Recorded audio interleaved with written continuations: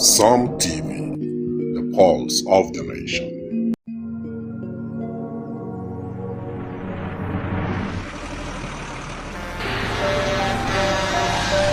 When a tanker bearing fuel falls or an underground pipe bearing fuel bursts, what do you do? Scooping fuel in your bucket or running far away from impending fire?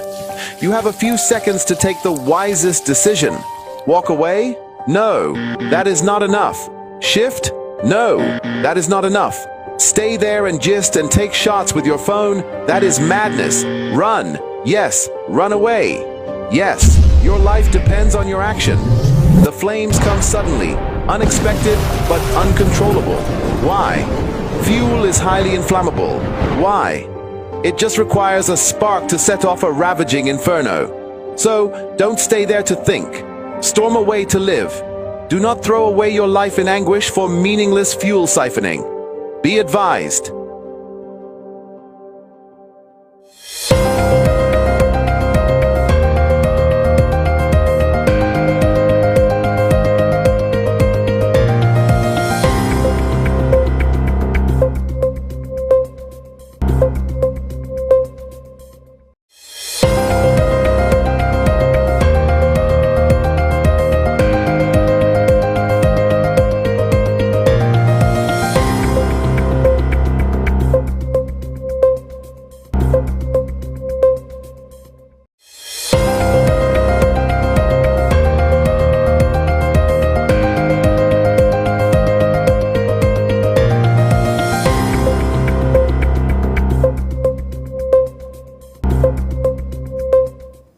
Good morning, Nigeria. You're welcome to the Psalm TV morning show. My name is Abraham Manejoda, and the morning show is where you get your daily dose of inspiration, of information, education, and entertainment. This is the best way to start your day. Today, as the sun rises over our communities, let's reflect on the power of peace, especially the peace that comes from standing for what is right without raising a fist, but rather raising our voices with wisdom and discipline. The great Nigeria elder statesman, Chief Obafemi Awolowo, once said, "After rain comes sunshine, after night comes the glorious dawn. There is no sorrow without its alloy of joy." His word reminds us that every peaceful protest, every calm demand for justice carries within it the seed of hope for a better tomorrow. So as we move through this Tuesday, may we remember real changes begin not in chaos, but in calm conviction when citizens choose peace over violence and purpose over anger.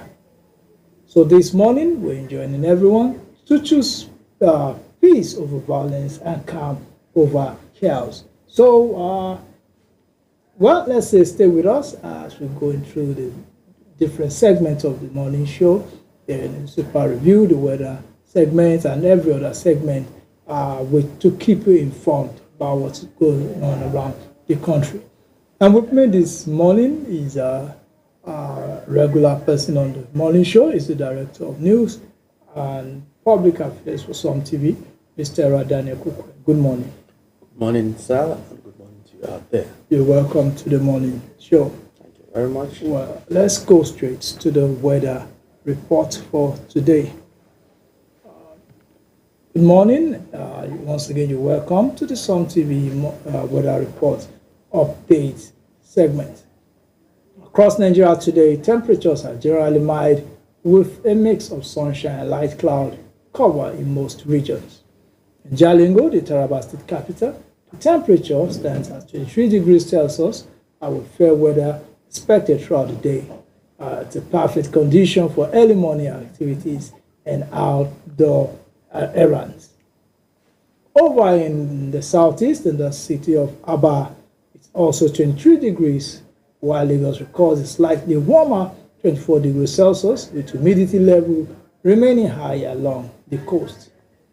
In the north, Jos is the coolest at 19 degrees, while Kano and Kaduna over around 20 degrees, both experiencing clear skies and gentle winds.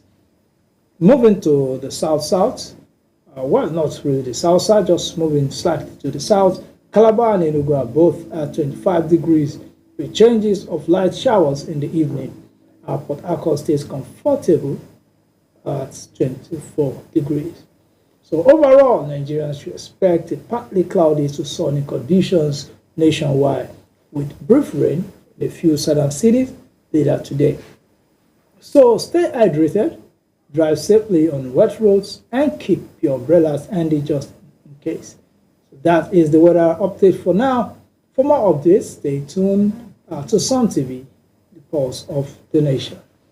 So, well, that is what we can take for the weather this morning. So we'll go straight to the papers. I'll go straight to the papers. Okay, let's start with, we'll start with the Punch.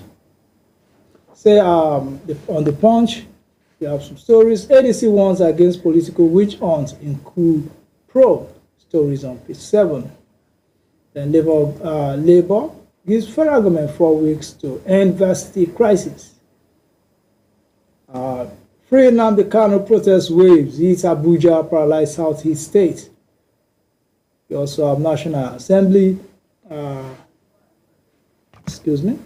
National Assembly mourns army commander, soldiers killed by Borno terrorists. Arraignment of Obio Lagos, orders stalled. Stories on page 4. Then Osinobu honored by family, clergy, media giants at 70th birthday Thanksgiving. Well, let's take the major story there on the Punch. Is Free Nnamdi Kanu protest wave hit Abuja, paralyzes Southeast states. A coordinated wave of protest demanded the release of the detained leader of the indigenous people of Biafra, Nnamdi Kanu, swept through the Federal Capital Territory and several Southeast states on Monday, disrupting commercial activities and grounding transportation. Monday's demonstration, convened by activists and former presidential candidate Omoyele Sowore, leader of the Revolution Now movement, also triggered heavy deployment of security personnel around key government facilities, including the Triam Zone, home to the Aso Rock Presidential Villa, the National Assembly, and the Supreme Court. In Abuja, dozens of protesters were forcibly dispersed by security personnel who prevented the crowd from advancing towards the villa. Access road around Triam zones were also cordoned off, and federal civil servants were temporarily barred from entering key ministries for several hours. The diversions caused widespread traffic disruption around the Federal Capital Territory. At the villa, armored vehicles, soldiers, and personnel of multiple security agencies cordoned off the premises and major routes across the central business area. While the Punch observed that Yakubu Gowon Crescent and Soko Road leading to the premises were barricaded by Toyota Hilux vans as armored personal carriers were positioned at the entrance and exit. The security personnel told our correspondent that the increased deployment was to ward off protesters. This was because of the protest. They gave us strict orders not to allow just anybody to enter today, the official said. Well, I think that is just the lockdown has led to severe gridlock for thousands of commuters from Nyanya, Karu, Mararaba, Masaka, who were delayed for hours on their way back to work. Reports say similar blockades were reported on the Dutse-Buhari axis and Airport Road, with advisories warning civil servants to seek alternate routes. Security patrols also intensified around Eagle Square, the Federal Secretariat, the National Assembly complex, while anti-riot police and armored personnel carriers were stationed to prevent possible convergence by protesters. Well, the protest was part of the renewed call for federal government to comply with court orders directing Kanu's release. The IPOB leader, arrested and extradited from Kenya in June 2021, remains in the custody of the DSS despite multiple rulings granting his bail. Well, that is the condition of that is the story. What's your take on this? Yes, this has been brewing for some time now. We already saw it coming, at least the ultimatum that was given by the Sowore and the member of his team. We saw it play out yesterday. The crackdown by the security operatives was expected because they will have to do that to see to the law and order is maintained. There are instances where you will see some of these activities being hijacked by hoodlums, and so far so good. It was to the extent that how it went yesterday, we've not recorded any violence anywhere where people lost their life or property has been destroyed, just like it happened during other protests that happened in Nigeria before now. The disagreements I may have with the Sowore and his people is that I think they should be calling on the government to expedite action on the court proceedings concerning the person of Kanu, because I think if we go back history lane, memory lane, you remember that if you compare what happened to Simon Ekpa in Europe, and I think they commit almost the same kind of crime, though these are two different nations with their peculiarities of all the crimes were committed where the effect of their crime all was in Nigeria. Now, if Simon Ekpa is convicted, why do they think Kanu should not be convicted? Because they committed the same kind of crime. Now, I think what the Sowore and his people should do now is to say, okay, ensure that these court proceedings are done as at when due, because the fact is that he has been detained for too long, and the court proceedings keeps delaying like that. He should secure a jail term, then serve his time and come out. I think that is what Sowore should be agitating for, not to say free Kanu, because there are political undertones to this free Kanu thing. If somebody commits a crime, though they will compare it that some Boko Haram, some people who commit similar kind of terrorist activities were actually pardoned. Well, somebody mentioned it yesterday on social media. I saw it, and I think it makes sense. Kanu has never admitted. He should come out and say, yes, what I did was wrong, I committed this crime. Just like those Boko Haram that were pardoned. Then at the end of the day, let's see whether we'll be able to pardon him or not, because it's not every Boko Haram that was pardoned. You understand? It's not as if every Boko Haram was pardoned. So the fact that he will have to admit is a level of remorse. Yes. You understand? But he's even denying that whatever it is he has done is not even a crime in the first place. So why will you even go and support, say somebody that has consistently been saying people should be killed, sit at home, people should be destroyed, properties of people were killed, others were killed, and other things like that. Nigerians were killed as a result of. As a matter of fact, more Southeasterners have been killed by his actions. So I think that is the way to go now. Sowore should channel his protest towards ensuring that the court proceedings is being conducted as at when due. The unnecessary delay is not good for Nigeria as a nation, and it's not good for Nnamdi Kanu as a person. I think that is the way to go. Well, I am someone that's never against protest.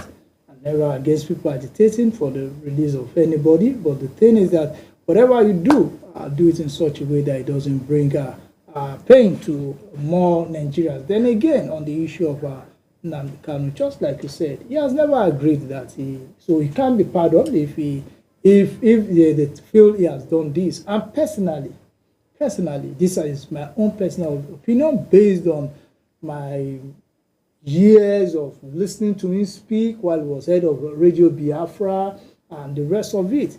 He has instigated a lot of violence. Except for those who were not following him, who don't listen to him, who don't watch him. I've watched him, I think, since 2015, 2016. I've been following him on Radio Biafra. He has made some very, very sensitive statements. He has made some very, very sensitive statements.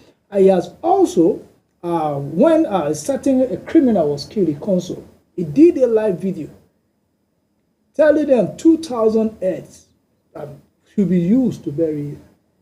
And as at that time, a lot of crime, people were killed. He was the one that started the sit-at-home issue. You should sit at home on so day, and that was how it started. And criminals, both in criminals and other criminals, took over the situation. During the EndSARS protest, he was making series of, he was giving on Radio Biafra, he was giving series of commands to people: burn this down, burn that down, kill this, do that. The military, they are janja with their this, they are that. These are not, it is not just like when they caught Samuel Ekpa say was creating content.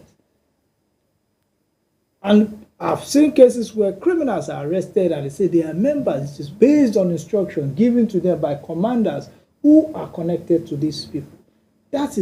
My view is that whatever it takes to make him face justice for the number of people they have killed. Remember, the member of his organization allegedly were those that killed those two army couples. We have the likes of the former aide to President Ahmed Gulak. Yes, we had Ahmed Gulak. We have other people like that. We have the husband of Professor Dora Kinyuli. That was shot down in, I think, in Anambra. We have cases of jailbreaks.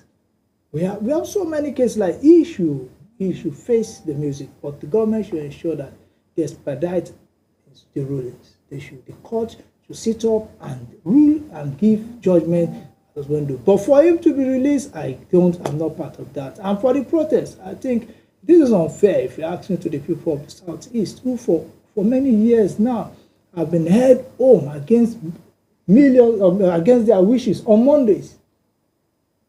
Nobody has gone to ensure to protest that the Southeast must work on Monday. I know there are people that I support, but I'm sure majority of people living in the Southeast don't think after Saturday, Sunday, then Monday, you sit at home doing nothing simply because someone somewhere made a pronouncement. Why haven't we protest against that sit at home? But apart from people living in their Southeast, there are those of us that travel and we get caught in the middle. So these are some of the things I think we should. And then recently I've seen some political leaders who have never made a statement about Nnamdi Kanu begin to call for his release. It's all political gimmicks. Why didn't they call for his release all these years? That's my take. Well, with that, we'll go to another issue that has to do with, okay, on the Tribune, let's just take the major story on the Tribune. Strike, NANS gives federal government also 7 days to resolve disputes. The National Association of Nigerian Students, NANS, has issued a 7-day ultimatum to the federal government and the academic staff union universities to resolve their ongoing disputes and prevent another strike action that could disrupt the nation's academic calendar. In a press statement signed by NANS President Olushola Oladoja, on Wednesday, the student body expressed concern over the growing tensions between the government and ASUU, warning that any disruption to the academic calendar will be unacceptable to Nigerian students. Oladoja noted that the education sector has enjoyed 2 interrupted academic years under President Bola Tinubu's Renew Hope administration, a feat not recorded since the return to democracy in 1999.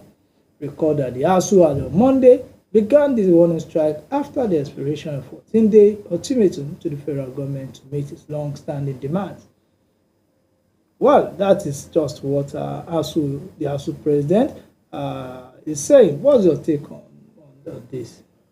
The window that's been featured on this report talks about how they've joined forces with the NLC and other labor organizations who are actually standing in unity to fight for the cause of ASUU. The problem has always been the fact that they have this agreement that's not been honored, and that has always been the issue. I'm looking forward to the government that will come and say, okay, from this point, I'm going to settle all the agreements that have been agreed previously. Take a decisive action. I think the government is capable of doing that.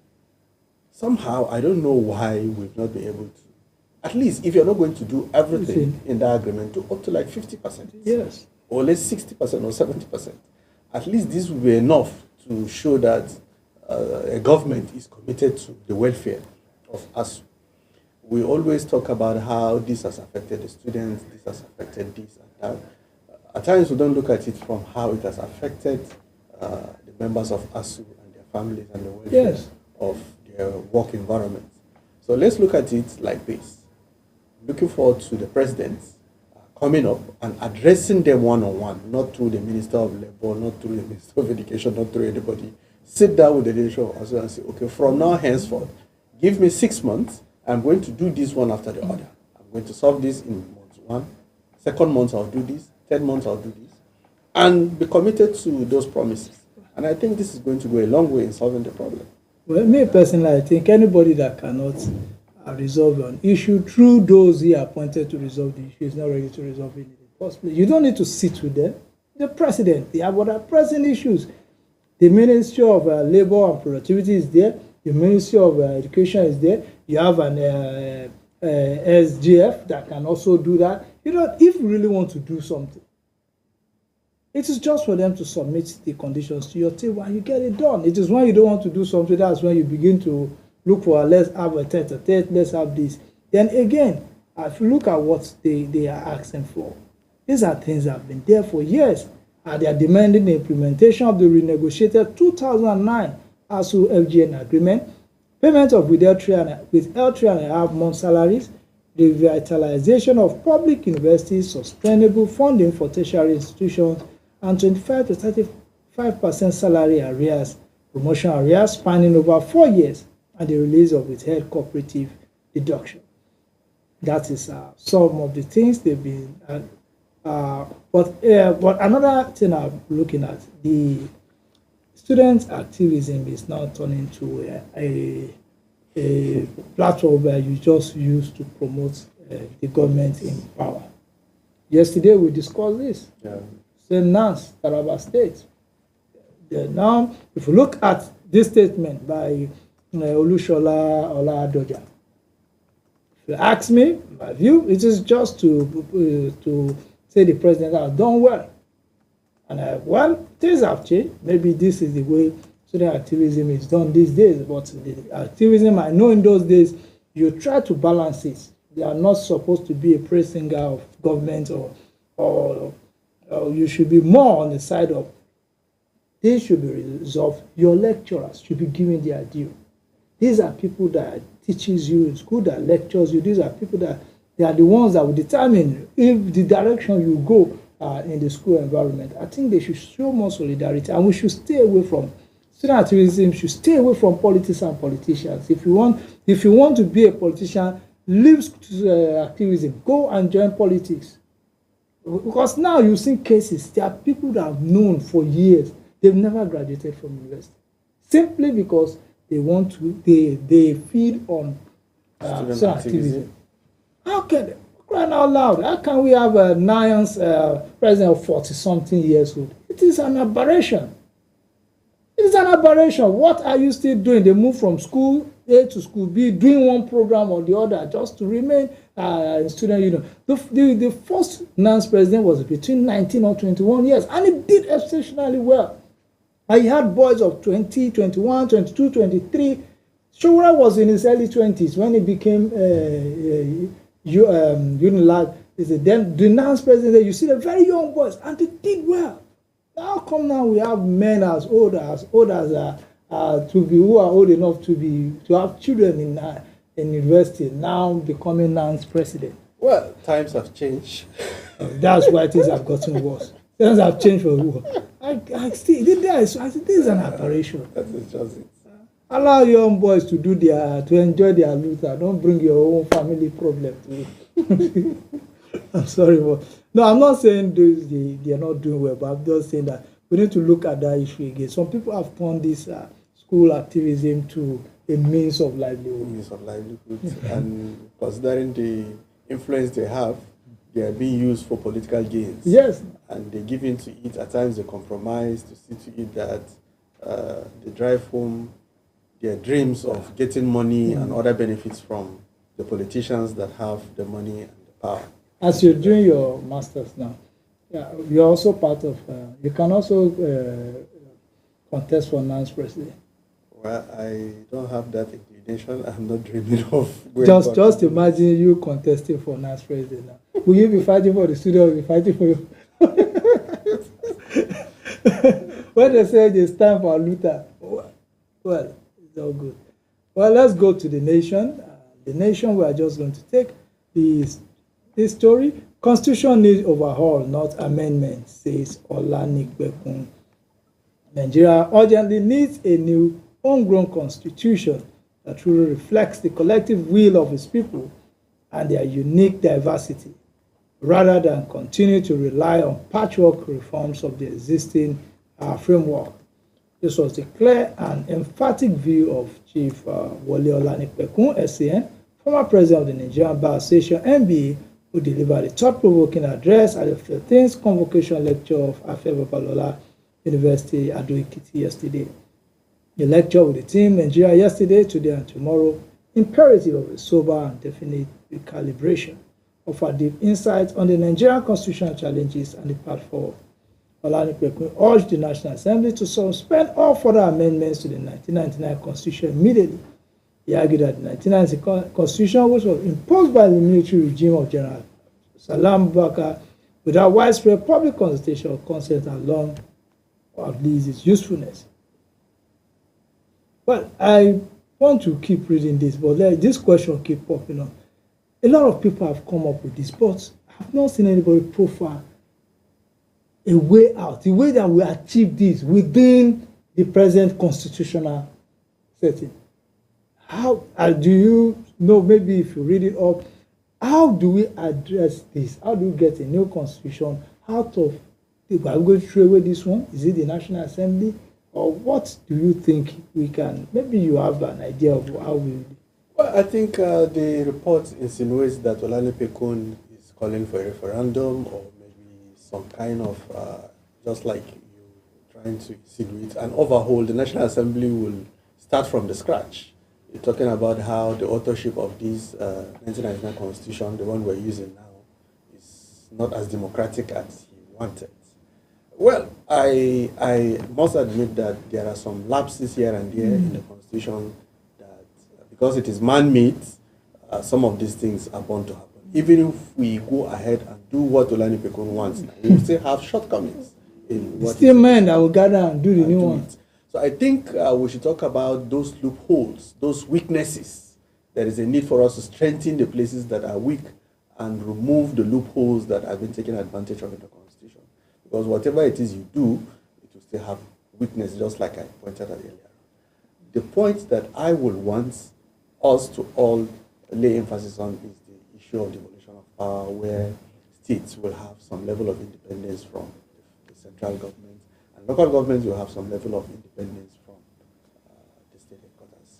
I think this is what we need as a nation, because in some places that has that system has triggered unprecedented growth.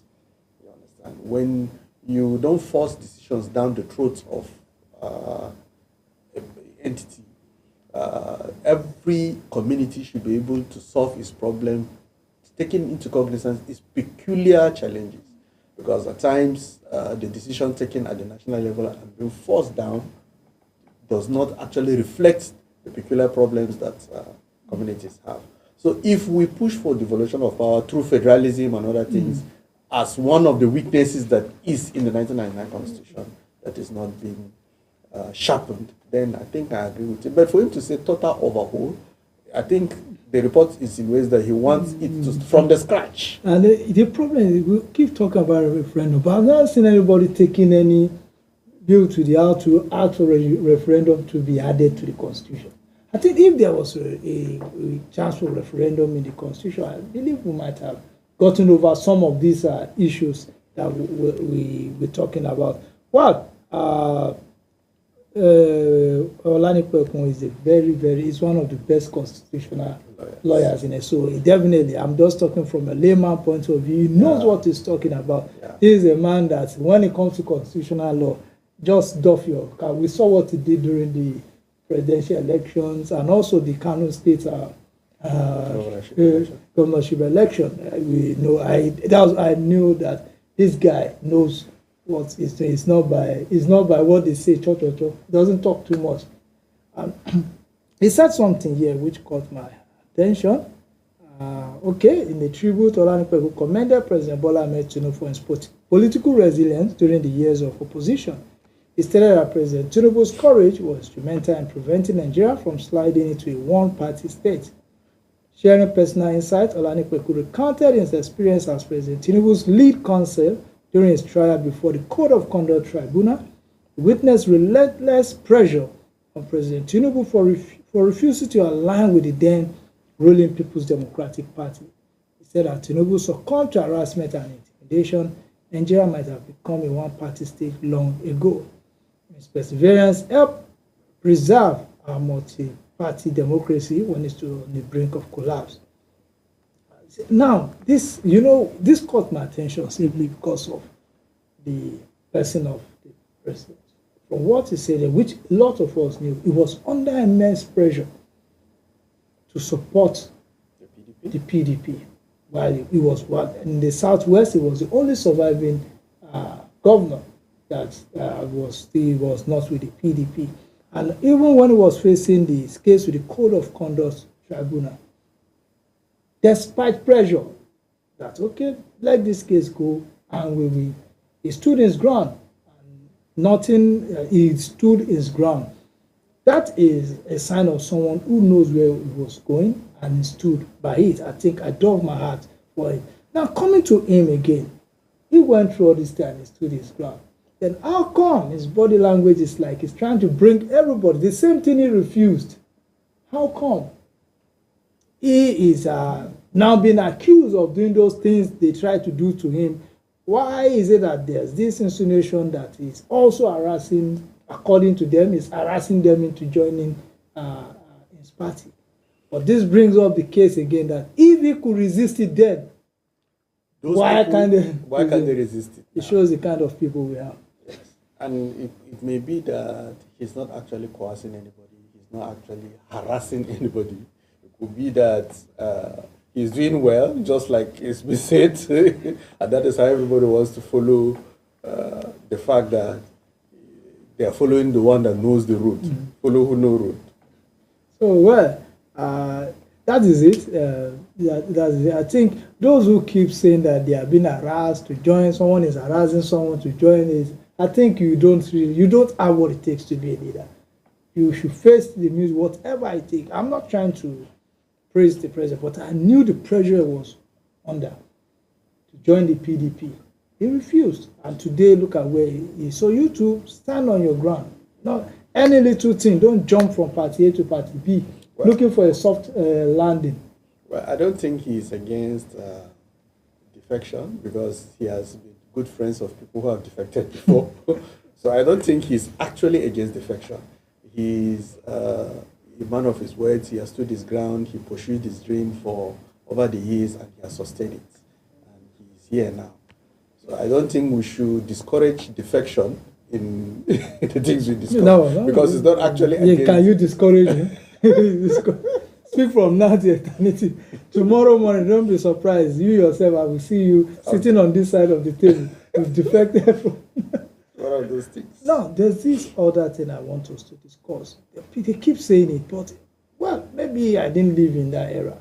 They keep saying the early party social action group, Northern People's Congress, and another National Council of Nigerian Citizens, UPN, NPN, that they were rooted in philosophies and policy orientations.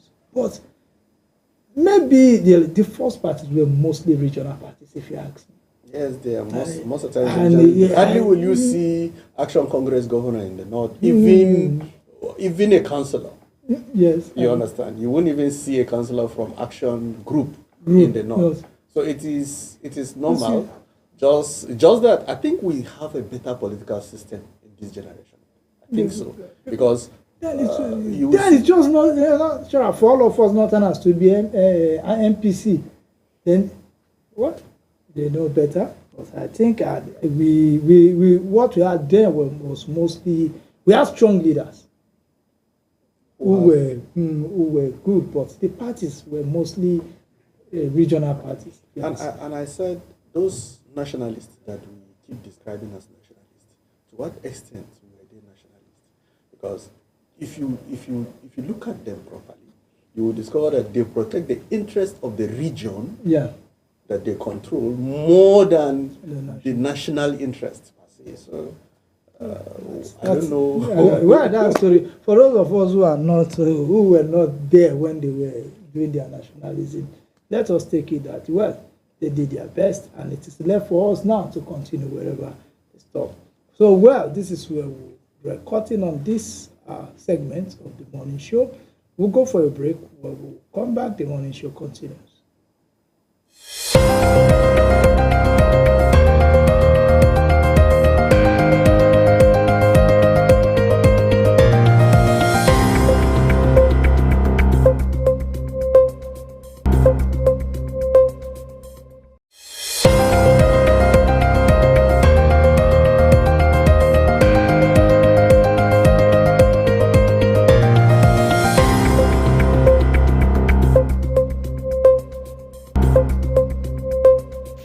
Are you stuck in Jalingo late at night?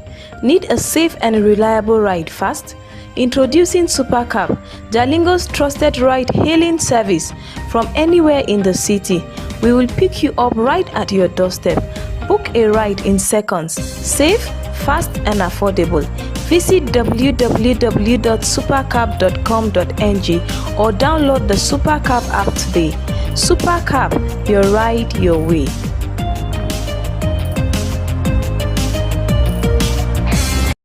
Are you stuck?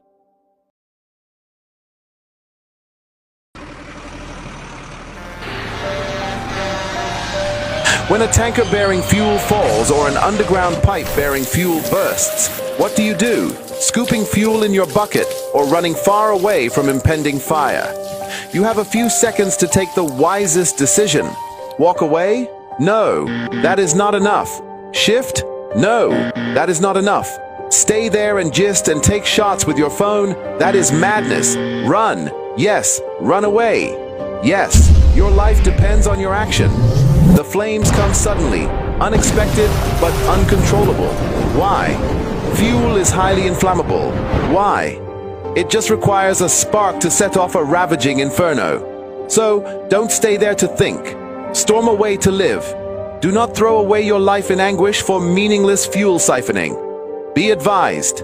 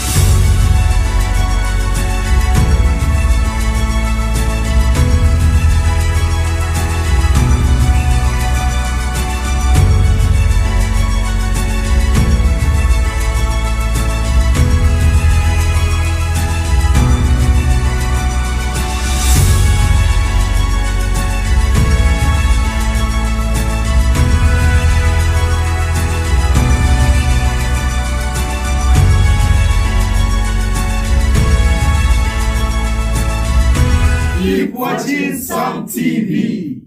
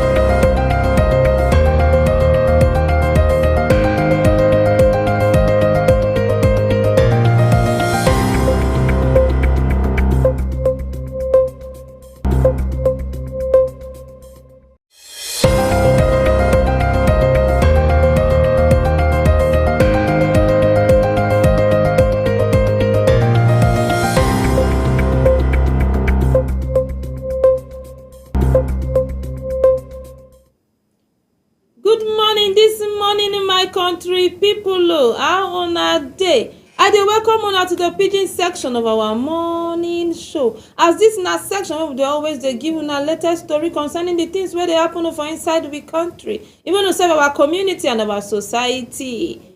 I still remain Esther Oka Stephen. Una sabi say my name no dey change as usual, and with me this morning na another guest here, my country people, my personal person also in person of Oga Moses Peter. Oga Moses, thank you for joining me this morning. Thank you very much for having me.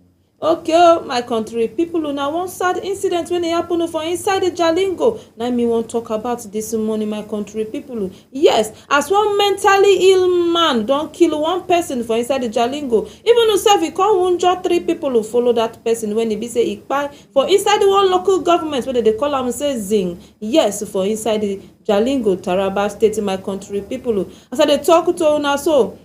These 3 people who now then they receive treatment for their medical center when they for inside Zing Hospital.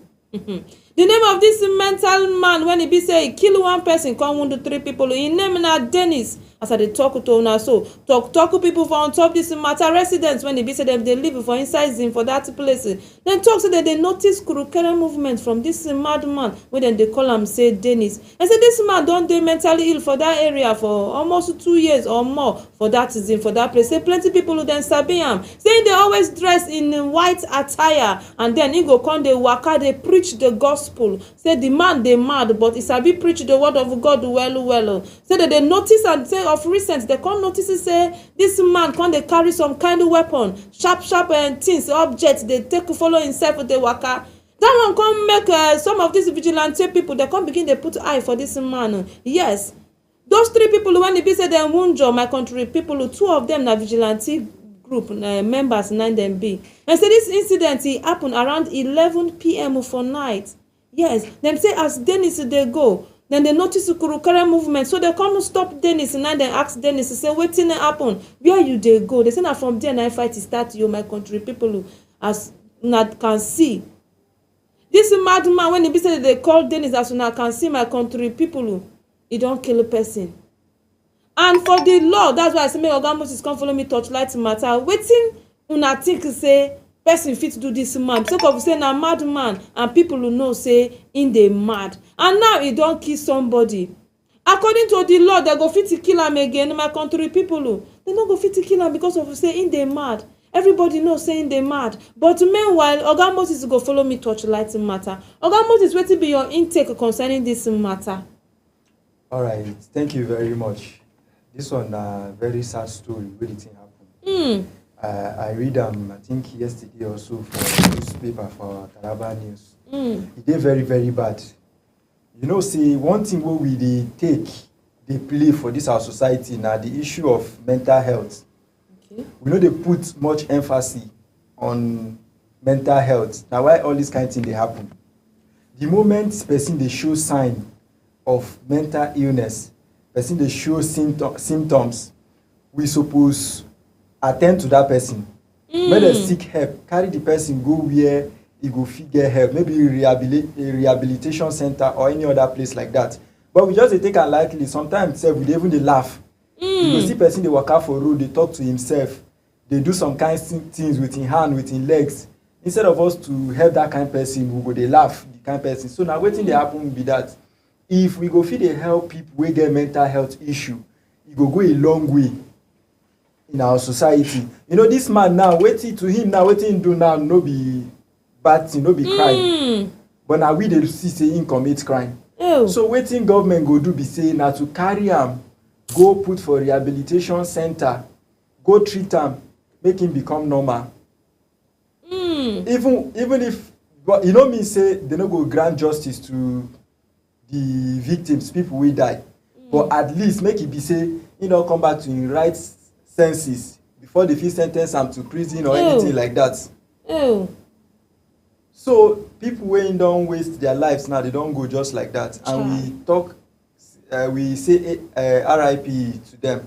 But waiting they go do be say make they start to create sensitization for people who get mental health. In fact, mental health no be until when person they walk out for road, they pick something for ground. No be when until person they talk to himself. everybody we supposed to take our mental health serious. People dey pass through a lot, depression and all that. So now wetin dey happen be this. Person fit look normal but e no dey okay mentally. So. Person fit dress well dey go work, but e no dey okay. So now when we start to dey create awareness, dey tell people say, okay, if you dey feel this kind thing, if you dey depression, open up to person. So. Open up to your doctor or anything like that. So now this kind of thing go help people to make sure say, okay,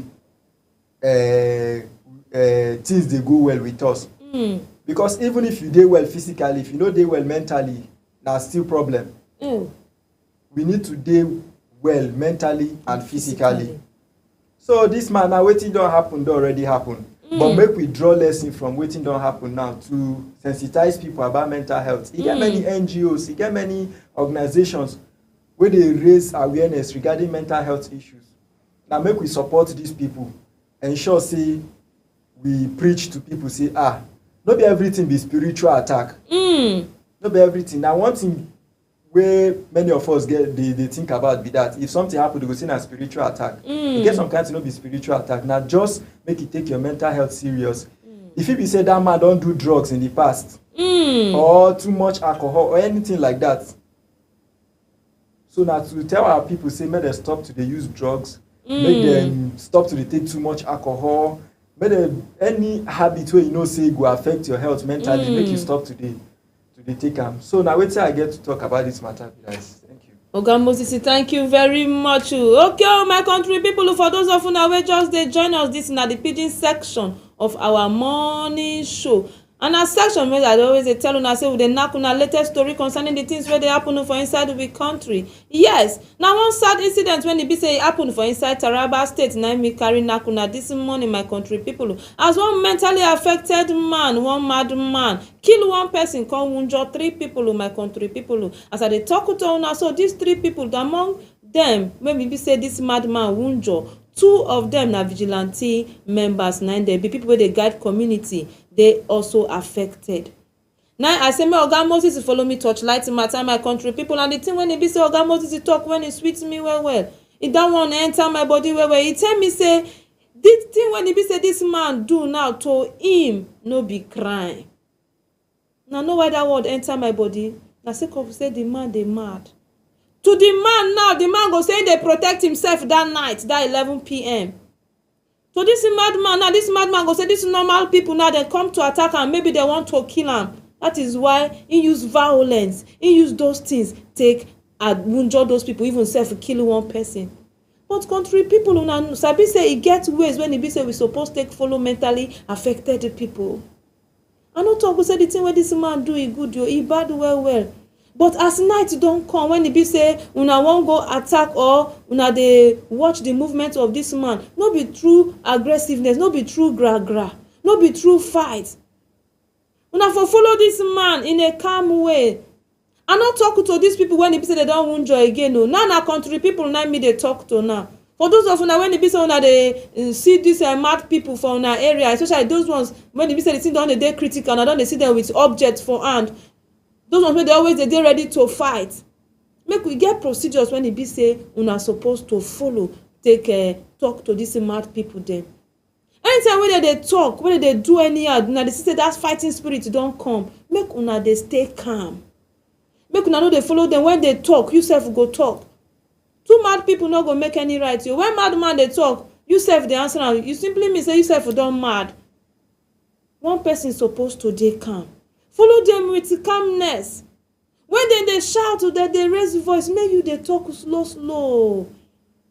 Mad people not they like to say they shout to you self they shout. It go be like say you want to hurt them. Yes. Avoid confrontation. Una sabi say for inside that is in local government, then they talk say they don't notice this man with kurukere movement with a sharp object. And so they had to go and confront him at night around 11 p.m. Where you dey go? Person they mad, they ask and say where they go. Madman get where they go for this life. Some people that go just want to find these mad people, them they are trouble. I not talk say these people are trouble, they go find you. But I they talk for those of una when they be say una they live with mad people around una. Make una know they confront them anyhow. Some of una go dey look them, they laugh them, they say una dey joke with them in a mocking way. The day where they go hold you. So abeg make una dey follow these people with love. Listen actively to these people when they talk.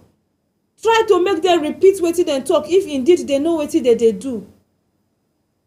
If they talk one thing, you try to make them repeat them. You say wetin, you laugh with them, make them try to. If they no fit repeat wetin dem talk, simply mean say this person the madness go far well. But if they try to dey repeat wetin dem dey talk, you go dey look and say, okay, bless this person don dey come to him sense. You make we carry am go psychiatry for some kind of treatment. Just as Oga Moses call those group when e be say dem dey monitor and dey watch the affairs of mad people. There we get organizations dem plenty.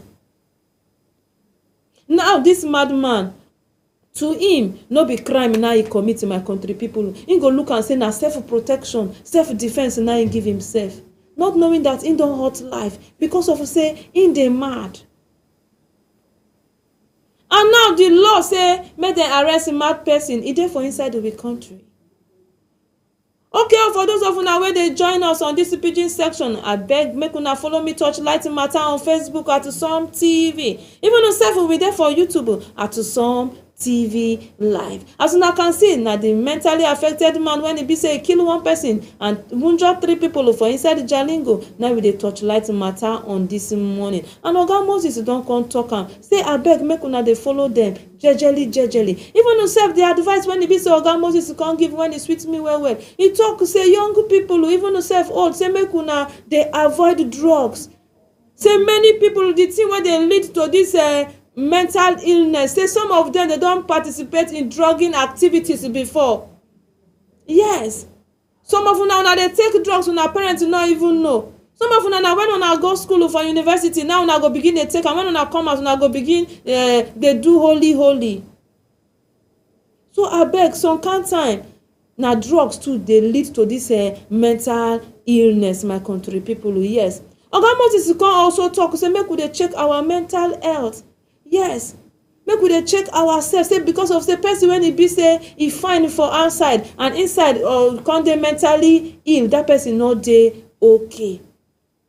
Yes, some people Oga Moses talk say some people who go dress fine for outside, but inside of them they mentally affected. Depression won't finish them. They're not dey okay. Even yourself talk say when you are depressed, in order to avoid something when it be say it go affect your head, they share am with the people. They share am with your friends, they share am with your loved ones, so that you go dey okay. Your mental health go dey normal. Okay, country people, as una can see. Now all this one now we get to give on this morning. But meanwhile, make I thank Oga Moses well for this his answers when he be say he give us this morning. Oga Moses, thank you for your contribution this morning. Okay, my country people, una no say me no go fit to go without telling una thank you, especially those of una when it be say una they contribute with us on Facebook at Some TV, even on on YouTube at Some TV. Like see as una message they come inside. But meanwhile, I go follow una Torchlight as you they do am always say. So thank you to all of una when it be say una they follow me Torchlight Matter online una do, and also I also they thank myself will be Esther Oka Stephen for bringing this story con nakuna this morning. Una do.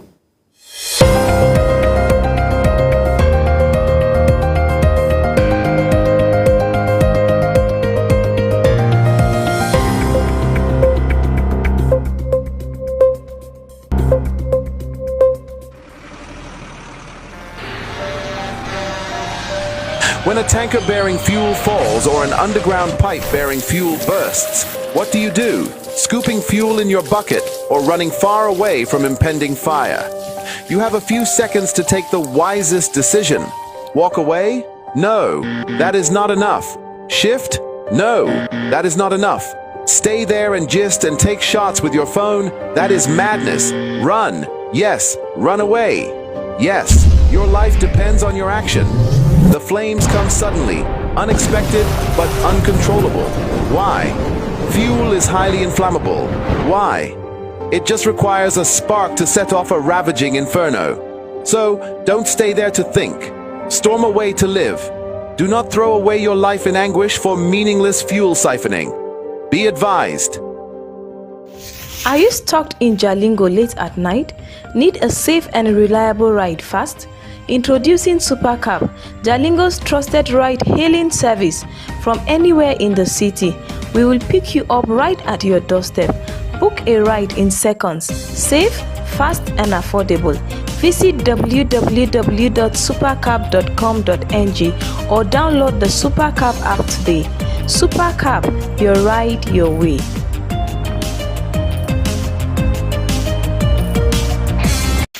Are you stuck in Jalingo late at night? Need a safe and reliable ride fast? Introducing Supercab, Jalingo's trusted ride-hailing service. From anywhere in the city, we will pick you up right at your doorstep. Book a ride in seconds, safe, fast and affordable. Visit www.supercab.com.ng or download the Supercab app today. Supercab, your ride, your way.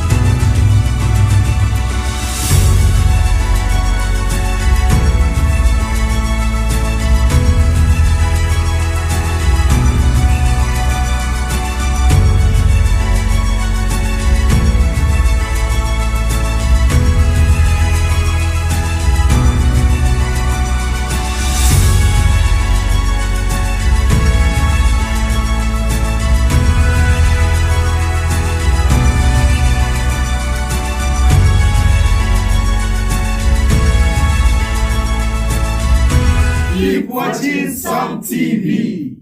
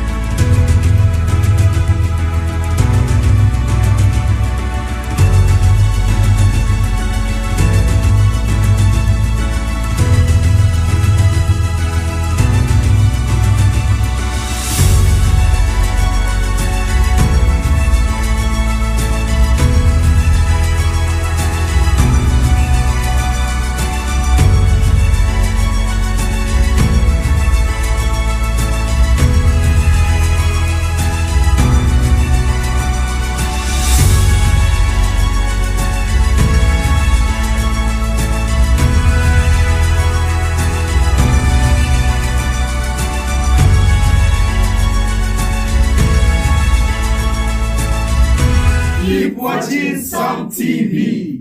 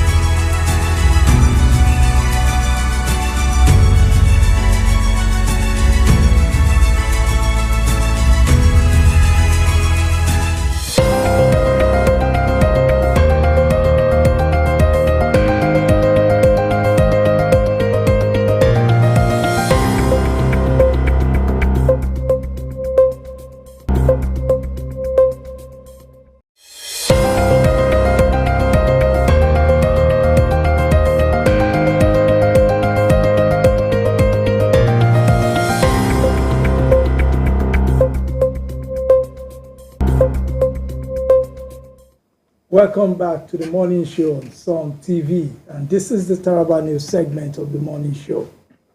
And just like you know, I remain Abraham Minor Joda, and still with me is Mr. Iradane Kukwe. Good morning and welcome to the segment. Yes, we're back to that segment which I love so much, which is stories about Taraba, and it's taken from one paper that I don't miss every day, Mondays to Sundays. That is Taraba News, which is Taraba's most influential newspaper. If you want any story, any news, any information about Taraba, just come to just get a copy of Taraba News. It is 500 naira only, and you can also get it online. So, well, today we have so much to say. Let's just take the major headlines on Taraba News, then we do some analysis. On the cover page, it says 50 out-of-school children reintegrated into formal education in Ardokola local government area. Stories on page 3 of Taraba News. And the major headline says FRSC launches 2025 Ember Month campaign in Taraba. Corps Commander urges Tarabans to take responsibility for your safety and stop distracted drivers. Stories on page 2. Then Nigerian Medical Association, NMA, call for coordinated and accountable healthcare system. You can read that story on page 6 of the Taraba News. Professor Jerome Nyame empowers 50 widows with 10,000 naira each in Jalingo. Stories on page 4 of Taraba News. Then also, Taraba churches partner health officials for mass vaccination. The story is on page 5. So let's go to this, to some analysis of the stories on Taraba News. We'll start with the Federal Road Safety as the launch 2025 Environment campaign in Taraba. The corps commander urges Tarabans to take responsibility for their safety and stop distracted drivers and also distracted driving. The FRLC Jalingo commander did this campaign with a strong call to action for all motorists and road users to take responsibilities. The corps commander, Na Atta, made this call during a press conference held at the FRSC Sector Command Headquarters in Jalingo on Monday. The campaign, which coincided with the peak travel season from September to December, seeks to address the alarming rise in road traffic crashes during the festive period. Atta emphasized that the campaign is not just a ceremonial exercise, but a strategic initiative aimed at reducing road crashes and saving lives through enlightenment, enforcement, and stakeholder collaboration. Yesterday, I was at this event, and it was quite a good one. Questions was asked by the press, the union members, and the sector commander, Mrs. Anata, was able to give credible information to everyone concerned. You know, normally during these months, records of auto crash used to soar in Nigeria, and this is mostly attributed to reckless driving, carelessness, and other activities like that. So this is a good one. We look forward to the participants, the driver, who we expect that will go further to disseminate the information they've gotten from that event to other of the road users. And I think there is a need for the road safety to involve more of how do you call it, road users, not necessarily national union of road if you workers. look at this year's report, is focused on distracted driving, and they gave lectures on making or receiving phone calls, adjusting or even engaging with the drivers. They said, when you're a commuter, don't keep talking to the driver unnecessarily. Don't fiddle with the music set and the rest of it. So you ensure that as road users, that as commuters, that your driver is not distracted in any way. So this year, they are going to not only focus on the motorists and the unions and the drivers, they are also going to focus on the passengers, ensuring that they know what they need to do to take responsibility for a safe environment and safe road in Nigeria. We commend them for this move. Ata she's doing actually a good job, and we look forward to this information going down to the BRS minimum. If you're watching us, just take note that this is Ember Month. There is a lot of traffic activities because of the festive seasons, weddings, and other things like that. It is our nature in this country to do celebration during this period. So as we go about those journeys, let's take into cognizance that we're not the only people using the roads, and there is a need for us to take into cognizance all these safety measures to ensure that we have safe Ember months. Okay, yes. Now, finally, these are the common offenses behind road crashes. So Nigerians, Tarabans, you need to know these offenses, and these include overloading and wrongful overtaking, excessive speeding, dangerous driving, night travel, and drunk driving. Also, some of the focus on distracted driving, any activity that divert the driver attention from the road, such as making or receiving phone calls, adjusting music or in-car entertainment, engaging conversations with passengers, and looking at side attraction while driving. So the FRSC, through the commander, Anata, has warned that distracted driving often results in crashes, injuries, fatalities, and property damage, urging all motorists to obey traffic rules, use seat belts, maintain safe speed limits, and remain alert at all times. So that is the message from the FRSC through the Taraba State Sector Command. With that, we move to another story here, which 50 out of school children reintegrated into formal education in Ardo Kola. Speaking during the exercise, the team leader, Honorable Philip Monlip, emphasized the vital role of education in shaping society. According to him, education is life. Take away education and there is no whole life. So, and it was done in a move to promote inclusive education.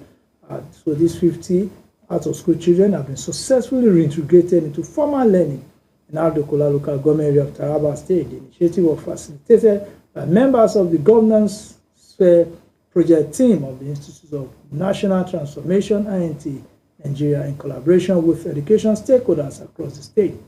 The effort aims to reduce the number of out-of-school children and ensure access to quality education. So, to me, this is a very good one. Some of the materials are presented to the beneficiaries: a good 100 sets of uniform, 50 pairs of sandals, 100 pairs of socks, 50 bags, 50 water bottles, 500 size book, 100 pencils, 50 sharpeners, 50 razors, 50 rulers, daily snacks for pupils. Official of the event lauded the Taraba State government commitment to improve education at the grassroots level, particularly through programs that target vulnerable and marginalized people. So, also speaking, the chairman of Ardokola, Honorable Ismail Zakari Dangote, commended the free basic education policy introduced by Governor Abuke Fast, noting that it has been widely embraced by communities and is yielding results. This is a good one. I think we have to appreciate the Institute for National Transformation for complementing the state government's effort through this reintegration of 50 people. Yes, this reintegration is quite commendable. Honorable Philip Mulip, I like the way he captured it. He said education is the mold that shapes the society. You know, we look forward to other people, other individuals who are well-to-do, who have the wherewithal to key into this and see to it that we shape and mold the future generation by ensuring that they go to school and obtaining quality education. You know, it's not just enrolling that matters. Look at the items they provided: uniforms, pair of sandals, and books and other things like that. These are the things that are required for somebody to be in school. It's not just to enroll the person. When the person have all these items that is being donated, the educational pursuits at that stage will quite be hitch-free. So we commend the team and the team leader, Honorable Philip Mulip. It is a good initiative. May the Lord continue to hold their hands, and we look forward to other individuals to key into this and making Taraba State and Nigeria a better place. Okay, thank you very much. And yes, just in the same direction, Professor Jerome Yame empowers 50 widows with 10,000 naira each in Jalingo. Professor Yame had empowered these widows with 10,000 naira each to support their small-scale businesses and promote self-reliance. The intervention was held to mark the 4th memorial anniversary of his late wife, Mrs. Joyce Jerome Inyame. The anniversary weekend, which featured widows empowerment, Thanksgiving service, and the launch with orphans, was aimed at celebrating a life of service, faith, and compassion. Speaking at the empowerment event held at Our Lady's Queen of Peace Cathedral, Maisis, Jalingo, Professor Jerome Yami, also known as the People's Professor, said the memorial was designed not just as a remembrance, but as a platform to continue the values his late wife stood for, especially women empowerment. He emphasized the importance of empowerment and inclusion, describing them as lasting solutions to poverty reduction and social inequality. But I think this is a very good one from the People's Professor. Yes, the People's Professor is known for this kind of endeavors. He's a good man, and he has been doing well towards the betterment of the society where he lives. When you empower people, you give them a helping hand in facing life challenges. We commend him for this good work. We, just like I said on the other reports, we encourage people who have the potentials, who have the resources to key into this kind of endeavors. It is going to help in making this world, this environment, this community a better place. Keep up the good work, the People's Professor. Yes, and some widows who spoke described the intervention as critical and expressed deep appreciation to Professor Jerome Nyami. And we also have, he also had the Thanksgiving Mass was held at the Our Lady Queen of Peace Cathedral. The Mass was attended by family members, friends, and parishioners, and also, with songs of gratitude and reflection on the life of the late Joyce Jerome Nyami, whom many describe as a woman of humility, love, and generosity. And after the service, Professor Nyami also hosted a lunch with orphans at the UMCN orphanage, My 6 Jalingo, where he presented food items to the children. So, the People's Professor said, spending time with orphans was a way of keeping alive the spirit of compassion and care that defined his late wife's life, and reaffirmed his commitment to continue touching lives and promoting empowerment initiatives in her memory. So kudos to Professor Jerome Nyami, the People's Professor. Let's see. Let me just take one more story that is similar to that. Taraba Church's partner health officials for mass vaccination. The Christian clerics across Jalingo, the Taraba State capital, on Sunday opened their church premises to health officials conducting a mass vaccination exercise against measles, rubella, polio, and the human papillomavirus, that is the HPV. The campaign targeted children between 9 months and 14 years for the measles, rubella vaccines, children 0 to 59 months for polio, and girls aged 9 years for the HPV vaccine. Several clerics who bear their minds with the reporter in the state applauded the state health authorities for bringing the campaign to worship centers, describing as a strategic move to protect children from life-threatening preventive diseases. I think this is a good one, involving religious houses with vaccinations. I think that has been going on for now, and it's very, very effective. Yes, normally when you want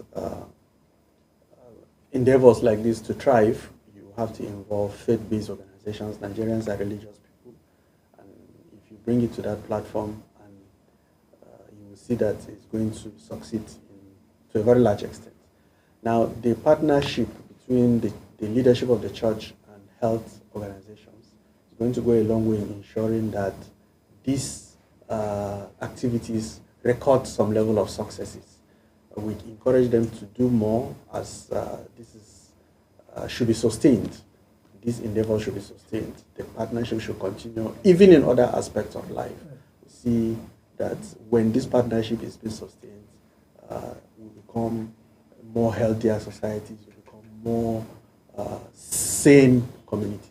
Yes, that is it. So kudos to that arrangement. And it is a working one, and I think we should do more using the religious houses, to the religious organizations and the leaders to ensure that the citizens do the right thing and get what they need to get. Now, we also come into this story about the upcoming local government election polls, which Taraba Police Commissioner seek more personnel. So ahead of the November 8th local government elections, the Taraba State Command of the Nigerian Police Force, NPF, has written to the Inspector General of Police, IGP, for additional personnel to beef up security in some identified flashpoints. The State Commissioner of Police, Betty Enekmen Sokwan of Timenyi, who disclosed this in Jalingo, said the command has taken stock of all the flashpoints in the state and mapped out strategies to arrest any situation that could mar the success of the election. The CP, who assured the electors of adequate personnel before, during, and after the polls, reiterated the commitment of the IGP to democracy tenets. She said we have started working out on areas we suspect there might be challenges, and we are going to get additional manpower from the force headquarters Abuja. So she also went further to say we have requested for additional manpower, which the IG has promised to send to us. So, well, I think this is a good one from the CP, putting a team in place to ensure that we have each free, secured local government election. She said during the tour of local government, she went to Bukari, discovered there are more challenges there, but what we did was to deploy more security. We carry, so she sent an anti-kidnapping team there, added a team of mobile men. They are still on ground. They will spend 2 months there thereafter to enable us to another review on the local government. I think this is a good one coming from the Commissioner of Police. Yes, this is a proactive move. Normally, elections have the tendency to end up in violence. So when you take proactive move like this, you curb it immediately at the before it's even board. So this is a good move. We encourage the police commissioner to continue with this good move, continue with intelligence gathering. Just like you mentioned how they have been pointed some flashpoints, it is based on intelligence gathering. So they should unleash more force and energy on intelligence gathering to see to it that anybody that is trying to cause any thing that is going to see to it that there will be no peace should be arrested and taken care of. Yes, and that is why we, the media, always love to partner with the police because, well, they are the ones that keep us secure. Without the police around, you find out that you will not know the kind of security they provide until you need them and they are not there. They don't realize that they are actually our friends. The presence of police anyway gives us this confidence that, well, everything is secure. So kudos to the Nigerian police and kudos to the CP, Betty Enekme Soka Oti Meyi. So we look forward to collaborating with you and maybe bring you to the studio or come to your office to interview you on the preparation for the polls in November 8th. So, well, this is where we'll draw the curtain on today's edition of the morning show. So the morning show on Some TV is a place to be from 8 to 9:30, 9:45, thereabouts every morning. So don't go anywhere. There's also various programs that will in line today, from the news to entertainment to sports to politics. You are with here all on Some TV. And for everyone here today, Mr. Radane Kukwen, good morning. Morning. And to Madam Esther Oka Stephen, who anchored the Pidgin segment. Good morning too, and to the studio manager for today, Moses, Peter, and also everyone at the MCO, Silas, Walu God Gift, and the Lazarus, the son of the prophet, Lazarus Meshach, and the tech lead, Mr. John Oyewole, and everybody who was part of this morning's production, the CEO and executive producer of the morning show, Gabriel Laika. I am Ibrahim Manajoda. Good morning.